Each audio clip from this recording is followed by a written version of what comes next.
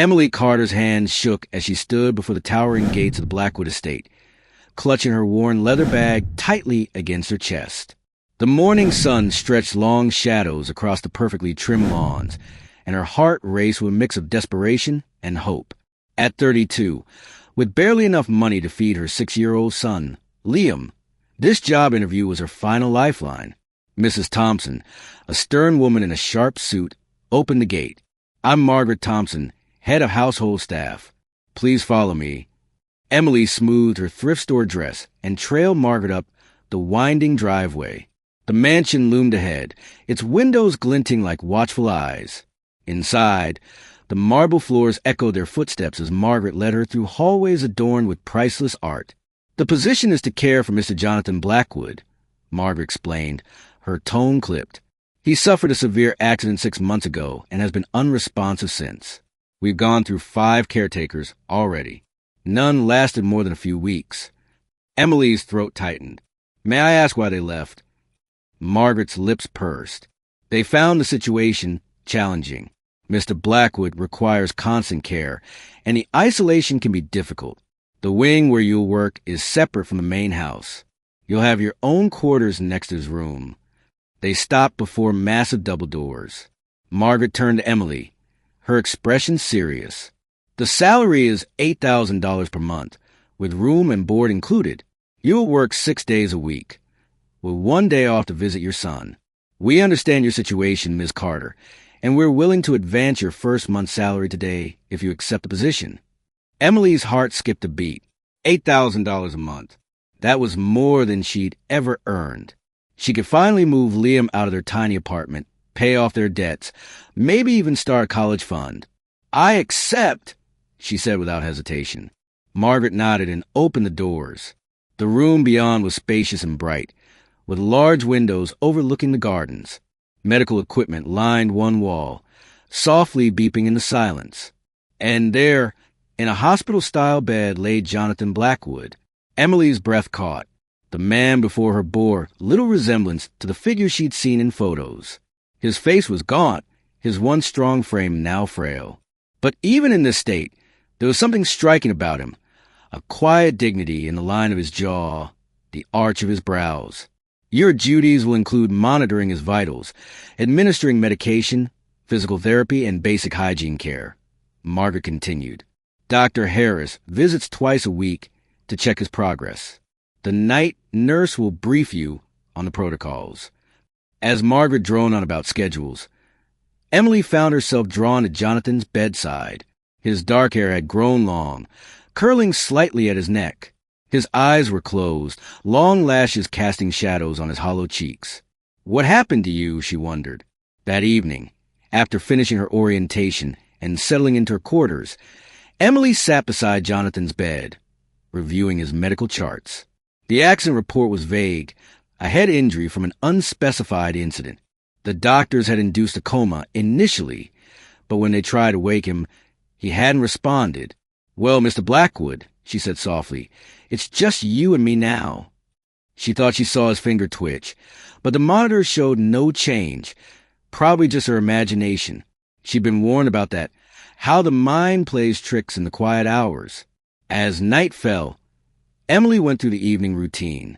She checked his vitals, adjusted his position to prevent bed sores, and administered his medications. The silence was profound, broken only by the steady rhythm of the machines.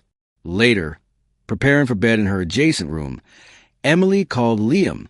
"How was your day, sweetheart?" "I miss you, Mommy." Liam's small voice came through the phone. "When are you coming home?" "I'll visit on Sunday, baby. And guess what? Soon we'll have enough money for a bigger apartment, with your own room. Would you like that?" Really, Liam's excitement was palpable. "Can I paint it blue?" Emily smiled, blinking back tears. "Any color you want, baby." After saying goodnight, Emily returned to check on Jonathan one last time. The moonlight streaming through the windows cast strange shadows across his face. As she adjusted his blanket, her hand brushed against his, and she could have sworn she felt his fingers curl ever so slightly. Emily froze, watching his face intently. Nothing. The monitors remained steady, showing no signs of consciousness. But as she turned to leave, she heard something so faint she almost missed it. A whisper, barely audible above the hum of machines. "Help me!" Emily spun around, her heart racing. Jonathan lay motionless, exactly as before. She checked the monitors. No change. Had she imagined it? The isolation must be getting to her already. Yet as she stood in the doorway, uncertainty gnawed at her mind. Why had the other caretakers really left? What had actually happened to Jonathan Blackwood? And why did his accident report contain so few details? In the darkness of her room that night, Emily lay awake, listening to the distant beeping of monitors. She had taken this job out of desperation, for Liam's sake. But now, as questions multiplied in her mind, she wondered if she had stumbled into something far more complex and possibly dangerous than a simple caretaking position. The moonlight cast strange shadows on her wall, and somewhere in the vast mansion, a clock struck midnight. Emily pulled her blanket tighter around herself, unable to shake the feeling that this was just the beginning of a story that would change her life forever. Emily spent her first week at the Blackwood estate, establishing a routine, but she couldn't forget that whispered plea for help. Every night, she found herself watching Jonathan's face more intently, looking for signs that he was trying to communicate. The incident had awakened something in her, a determination to understand what had really happened to this man.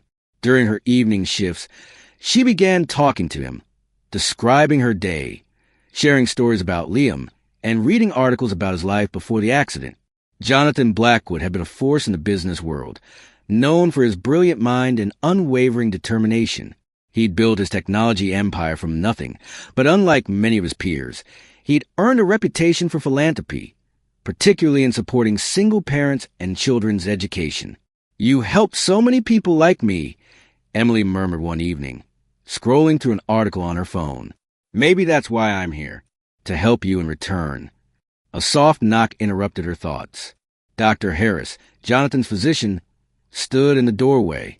He was younger than Emily had expected, perhaps in his early 40s, with kind eyes behind wire-rimmed glasses. "How's our patient today?" he asked, reviewing the monitors. "Stable," Emily replied, watching as he examined Jonathan. "Dr. Harris, I've been wondering about his accident. The report seems vague." The doctor's hand stilled momentarily. "Medical confidentiality, Ms. Carter. I'm sure you understand." "Of course. It's just, I spend so much time with him. I feel like knowing more might help me provide better care." Dr. Harris sighed, removing his glasses to clean them. What happened to Jonathan was complicated. The official story is that he suffered a head injury. But the truth is, he glanced at the door, lowering his voice. There were unusual circumstances. The toxicology report showed traces of an unknown compound in his system. Emily's heart raced. "You mean he was poisoned?" "I've already said too much. Just be careful, Ms. Carter. Pay attention to who visits and what they do." After the doctor left, Emily's mind whirled with possibilities. She began noticing things she'd overlooked before. How Margaret Thompson always seemed to appear unannounced during medication times. How the security cameras in Jonathan's wing occasionally blinked off for brief periods. One afternoon, while organizing Jonathan's medical supplies, Emily discovered a hidden compartment in his bedside table. Inside was a small notebook, its pages filled with handwriting. The last entry was dated the day before his accident. "They're getting closer. If anything happens to me, the truth is in the code. Remember the garden." Emily's hands trembled as she read the words. What code? What truth? She studied Jonathan's face, wondering what secrets lay trapped behind his closed eyes. That evening, Margaret made an unexpected appearance during dinner hour. "Ms. Carter, the board members are requesting Mr. Blackwood's latest medical reports. Please bring them to the main house." Something in Margaret's tone made Emily uneasy. "Of course. I'll just finish his evening medication first." "That won't be necessary. I can handle it." Emily hesitated. Dr. Harris's warning echoed in her mind. "Actually, I should follow the established routine. It's better for the patient." Margaret's eyes narrowed. "Very well, but come immediately after." Once Margaret left, Emily quickly administered Jonathan's medication, her mind racing. She needed to buy time to investigate. But how? An idea struck her. She pulled out her phone and called Liam's babysitter. "Maggie, I need a favor. Could you come to the main gate in about 20 minutes? Tell the guard you have urgent papers from Liam's school that need my signature." With that arranged, Emily hurried to the main house with the medical reports. The grand office where the board members met was empty. They stepped out for a moment, Margaret explained smoothly. "Please wait." Emily sat in one of the leather chairs, her heart pounding. 10 minutes passed. 20. Finally, her phone rang. "Maggie, right on schedule." "Miss Carter," Margaret said sharply. "No personal calls during work hours." "It's my son's school," Emily explained, standing. "I'm sorry, but I have to take this. There's an issue with his—" Margaret's lips thinned, but she couldn't object without appearing unreasonable. Emily hurried out, pretended to take the call as she made her way to the garden. The garden mentioned in Jonathan's notebook. The vast grounds were immaculately maintained, with distinct sections for different types of plants. What was she looking for?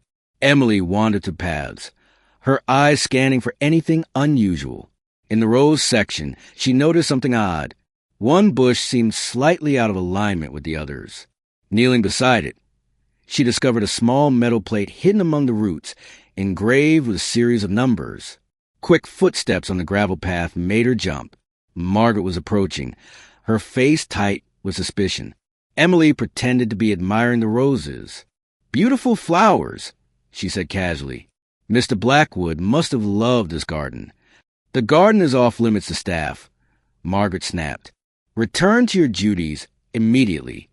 That night, after checking that Jonathan was stable, Emily sat in her room, studying the numbers she'd memorized from the garden plate. They seemed random. 7 to 22, 9 to 14, 19 to 20, 15 to 14. But something about them nagged at her. On a hunch, she converted them to letters. GVNSTON, Jevinston, she whispered. Why did that sound familiar? She searched online and gasped. Jevinston Pharmaceuticals, a small research company that Jonathan's firm had been negotiating to acquire just before his accident. The company had specialized in experimental consciousness-altering drugs. A sudden crash from Jonathan's room made her jump. Emily rushed in to find his water glass shattered on the floor and his eyes open, staring directly at her. "Jonathan," she whispered, heart pounding. His lips moved slightly, but no sound came out. The monitors showed increased brain activity just for a moment before returning to their usual pattern. By the time Emily had cleaned up the broken glass, his eyes were closed again, but she knew what she'd seen. Jonathan Blackwood was in there, fighting to reach the surface, and someone wanted to keep him silent. Later that night, as Emily lay in bed, her phone lit up with a text from an unknown number. "Stop asking questions if you want your son to be safe." The threat sent ice through her veins, but also strengthened her resolve. She'd taken this job to protect Liam, to give him a better life. Now she had to protect Jonathan, too, and maybe by doing so, she'd ensure her son's safety as well, because whoever had done this to him clearly had something to hide, something worth killing for. Emily clutched her phone, her mind racing. She was just a single mom, a caretaker with no resources or power, but she had one advantage. Everyone underestimated her. And maybe, just maybe, that would be enough to help her uncover the truth and wake the man whose silence protected a dangerous secret. The threat to Liam's safety changed everything. The next morning, Emily moved her son to her sister's house in another state, using most of her first month's salary to pay for the travel expenses. It broke her heart to send Liam away, but she couldn't risk her son's life. Something sinister was happening at the Blackwood estate, and she was determined to uncover it. Emily threw herself into investigating Jevinston Pharmaceuticals, carefully covering her tracks by using the public library's computers during her time off. The company had been working on an experimental drug called Consciousness Suppression Protocol, CSP, designed to keep patients in a controlled comatose state while allowing doctors to monitor their brain activity. The project had been shut down after several test subjects showed signs of severe psychological trauma. But the most shocking discovery came when she dug deeper into the company's financial records. 2 weeks before Jonathan's accident, Jevinston's lead scientist, Dr. Marcus Chun, had died in an apparent suicide. His final research notes mentioned ethical concerns about the drug's potential military applications. Emily's hands shook as she connected the dots. Had Jonathan discovered something about CSP that someone wanted to keep hidden? Was he being kept in the state deliberately? One evening, while performing Jonathan's routine care, she noticed Margaret speaking intensely with a man she'd never seen before in the garden. The stranger wore an expensive suit and carried himself with military precision. Emily managed to snap a photo with her phone through the window. Later that night, she used her phone's facial recognition software to search for matches. The result made her blood run cold. General James Harrison, head of a classified military research division. What was he doing at this state? A soft sound drew her attention. Jonathan's fingers were moving, tapping against the bed rail in a distinct pattern. Emily grabbed a notepad and wrote down the sequence. Short, short, long, long, short, short, long, long. Morse code, she whispered. Her father had been a ham radio enthusiast, and she'd learned the basics as a child. The pattern spelled out SOS. Emily's heart raced. "I'm here," she whispered, taking his hand. "I'm trying to help you." His fingers squeezed hers weakly, the first deliberate movement she'd seen from him. But before she could respond, footsteps echoed in the hallway. Emily quickly adjusted his blanket and pretended to be checking his vital signs as Dr. Harris entered. "Everything all right?" the doctor asked, studying the monitors. "Yes, just the usual evening check," Emily replied, trying to keep her voice steady. "Doctor, I've been reading about coma patients responding to stimuli. Have you tried reducing his medication?" Dr. Harris hesitated. "Margaret prefers we maintain the current protocol. But if there's a chance he could wake up, Miss Carter." His voice was gentle but firm. "Some situations are more complicated than they appear. Sometimes keeping someone asleep is safer than letting them wake up to a nightmare." The doctor's words haunted Emily. That night, she couldn't sleep, her mind churning with possibilities. She reviewed Jonathan's medical charts again, focusing on the medication schedule. One drug stood out, an unlabeled compound administered every 6 hours. Could it be CSP? The next day, Emily made an excuse to visit the estate security office, claiming she'd lost her key card. While the guard searched for a replacement, she glimpsed the security footage on his monitors. One screen showed a hidden entrance behind the garden, where an unmarked van arrived every Tuesday night. She had to see what was in that van. During her next day off, instead of leaving the estate, Emily hid in the garden shed. As night fell, the van arrived right on schedule. Through a gap in the shed's boards, she watched as men in lab coats unloaded metal containers marked with Jevinston's logo.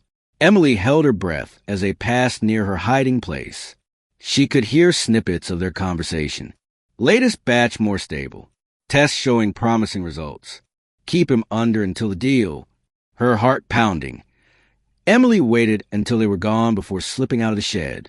But as she turned toward the house, she found Margaret standing directly in her path. "Curiosity killed the cat, Miss Carter," Margaret said coldly. "I had such hope for you. Efficient, dedicated, and most importantly, in desperate need of money. The perfect employee. What have you done to him?" Emily demanded. "Why are you keeping him like this?" Jonathan Blackwood was going to destroy everything we'd worked for. He discovered our arrangement with the military, using CSP to create controllable soldiers. He was going to expose us. Margaret's smile was predatory. Now he's our perfect test subject. Every adjustment, every reaction in his brain chemistry brings us closer to the perfect weapon. "You're monsters," Emily whispered. "We're visionaries," Margaret countered. "And you, my dear, have just become a liability." She snapped her fingers, and 2 security guards emerged from the shadows. "Fortunately, we have a solution for that. The latest version of CSP needs testing, and you've just volunteered." Emily's self-defense training, something she'd taken years ago after Liam's father became violent, kicked in. She ducked under one guard's grasp and ran, her feet pounding against a gravel path. Behind her, she heard Margaret shouting orders. She reached Jonathan's wing and locked the doors, knowing it would only buy her minutes. Her hands trembled as she accessed the medical supply cabinet, finding the unmarked vials of what had to be CSP. All this time, they'd been using Jonathan as a test subject, perfecting a drug that could turn people into living weapons. Emily heard pounding on the doors. She had to act fast. The morning shift would change Jonathan's 4-bag in 4 hours. If she replaced the CSP with saline solution now, by morning the drug would begin to wear off. But she had to survive until then. She quickly made the switch, then hid the real CSP vials in her pocket. The doors burst open as Margaret and her men entered, followed by Dr. Harris, who carried a loaded syringe. "I'm disappointed, Emily," Margaret said. "You could have had such a comfortable life here. Now you'll have to join our other test subjects in the basement." "You won't get away with this," Emily said, backing away. "People will look for me. My sister knows where I am." Margaret laughed. "No one looks too hard for a single mother who abandons her child. It happens every day." But as Dr. Harris approached with a syringe, a new sound filled the room. The screech of monitors as Jonathan's vital signs began to spike. Everyone turned to stare as his eyes fluttered open, truly aware for the first time in months. Emily used a distraction to knock the syringe from Dr. Harris's hand, but as she turned to run, she felt a sharp pain in her shoulder. One of the guards had another syringe. The room began to spin as the drug took effect. The last thing Emily saw before darkness claimed her was Jonathan Blackwood sitting up in bed, his eyes locked with hers, filled with a mixture of horror and determination.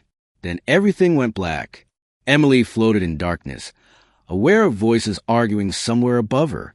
Her thoughts were fragmented, scattered like broken glass, but one voice cut through the haze, deep, authoritative, and angry. "Get away from her." The voice belonged to Jonathan Blackwood, and it carried the weight of years of command. Emily fought against the drug's pull, forcing her eyes open. She lay on a hospital bed in what appeared to be a basement laboratory. Jonathan stood between her and Margaret's men, his legs shaky but his stance determined. Dr. Harris hovered nearby, looking torn between helping and running. "Mr. Blackwood," Margaret's voice was honey smooth, "you're confused. The drug's effects." The only confusion was thinking I could trust you. Jonathan's voice grew stronger with each word. "I've been aware for weeks now, trapped in my own body, listening to everything. Emily was the only one who saw me, who tried to help." Emily struggled to sit up, her head spinning. "The CSP vials," she managed to say, "in my pocket." Jonathan understood immediately. He grabbed the vials, holding them up. "Your evidence, the proof of what you've been doing. Illegal human experimentation, corporate espionage, attempted murder." Margaret's mask of concern cracked. "Kill them both," she ordered the guards. "We'll blame it on a murder-suicide." The desperate single mother, obsessed with her wealthy patient. But before the guards could move, the basement door burst open. FBI agents poured in, weapons drawn. Leading them was a familiar face. Dr. Marcus Chun, the supposedly dead scientist. Federal agents. Everyone on the ground. Margaret's face went ash white. "You're dead." "Witness protection," Dr. Chin explained, as agents handcuffed Margaret and her men. "After I discovered what they planned to do with my research, I faked my death and went to the FBI. We've been building a case, but we needed proof of the illegal testing." "Which you have now," Jonathan said, holding up the CSP vials. He turned to Dr. Harris, who had pressed himself against the wall. "Doctor, I suggest you cooperate fully. Your knowledge of their operations will be valuable to the prosecution." Dr. Harris nodded frantically. "I'll tell them everything. I only went along because they threatened my family." As the FBI led the conspirators away, medical personnel rushed to check on Emily. Jonathan refused to leave her side, despite his own unsteady legs. "How much did you hear?" Emily asked him softly. "When you were under..." "Everything." His hand found hers, squeezing gently. "Every story you told me about Liam, every time you read to me, every moment you spent trying to uncover the truth. You risked everything to help a stranger." "You weren't a stranger," Emily whispered. "I got to know you, even in the silence." The next few days passed in a blur of FBI interviews, medical examinations, and media speculation. The story broke worldwide. A billionaire CEO saved by a single mother who uncovered a military conspiracy. Margaret and her accomplices faced multiple federal charges, while Jefferson Pharmaceuticals was shut down pending a full investigation. Emily's sister brought Liam back, and Jonathan insisted they move into a secure apartment until the media frenzy died down. He visited daily during his recovery, bringing gifts for Liam and spending hours talking with Emily. One evening, a month after the incident, they sat in the apartment's small garden while Liam played nearby. "The board wants me to resume my position immediately," Jonathan said, watching Liam chase butterflies. "But I've been thinking about making some changes." "What kind of changes?" "I spent 6 months trapped in silence, watching people reveal their true natures. Margaret, who I trusted to run my household, turned out to be a monster, and you, a stranger, risked everything to save me." He turned to face her. "It changed my perspective on what matters." Emily's heart beat faster. "And what matters?" "This. Family. Love. Real connections." He took her hand. "Emily, I'm stepping down as CEO. I'm keeping controlling interest in the company, but I'm creating a new charitable foundation, one focused on helping single parents and children. And I want you to help me run it." "Me?" Emily stared at him. "But I don't know anything about running a foundation. You know everything that matters. You understand the struggles these families face. You have compassion, determination, and incredible strength." His eyes softened. "And there's another reason I want you involved." "What's that?" "Because I've fallen in love with you, not just for saving my life, but for who you are. Your kindness, your courage, the way you love Liam, how you talk to yourself when you're concentrating." He smiled. "Yes, I heard that too." Emily felt tears well up in her eyes. "I fell in love with you too. First with the man I learned about while caring for you, then with the man who stood between me and danger, even when he could barely stand himself." Jonathan gently wiped away her tears. "When I was trapped in that bed, your voice was my lifeline. Your stories about Liam gave me hope. And now, if you'll let me, I want to be part of those stories." "Mom!" Liam called out, running over with a handful of wildflowers. "Look what I found."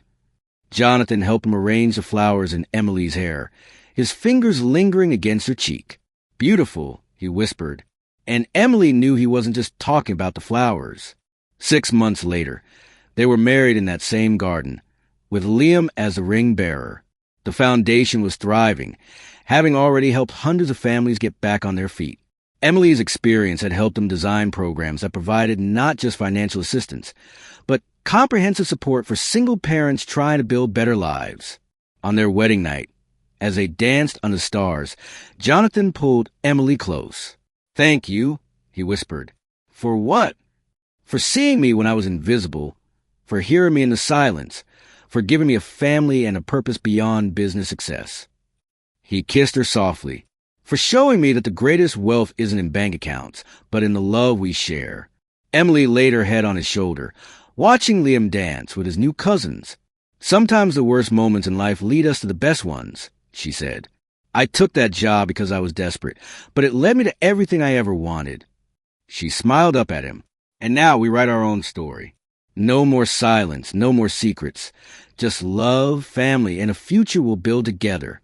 Jonathan pulled her closer as the music played on. Around them, their guests celebrated. Liam laughed with his new family, and the garden bloomed with possibility. The silence that had once held them prisoner had given way to a symphony of love, hope, and new beginnings. And in the years that followed, whenever Emily and Jonathan told their story, they always said the same thing. Sometimes the greatest love stories begin in silence, and the strongest hearts are those that learn to listen, not just with their ears, but with their souls.